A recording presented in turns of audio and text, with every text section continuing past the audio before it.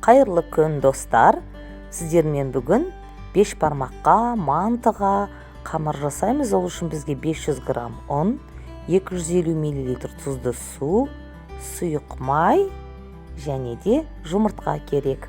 Қанша күлше илесеңіздер, сонша жұмыртқа қосасыздар. Ең алдымен жұмыртқаны қосып аламыз.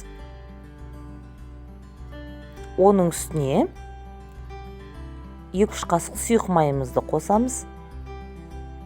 Және де тұзды суды аз-аздан қосып отырып, қамыр илейміз.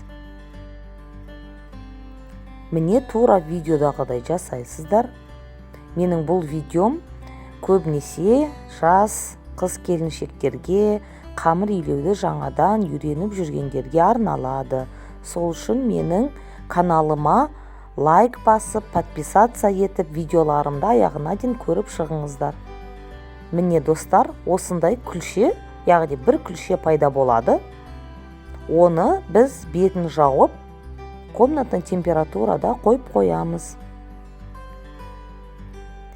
15 минут сайын, жарты сағат сайын аздап ұн сеуіп, қамырды осылай видеодағындай қайтарып тұрамыз, яғни жұмсарған кезінде. Ал енді қамыр жұмсарған да, оны біз жаямыз. Аздап ұн сеуіп отырып жаясыздар. Қамыр жаюдың техникасын егерде үйренгілеріңіз келсе, маған комментарий қалдырыңыздар. Келесі видеом соған арналатын болады. Міне, бізде осындай қамыр пайда болды.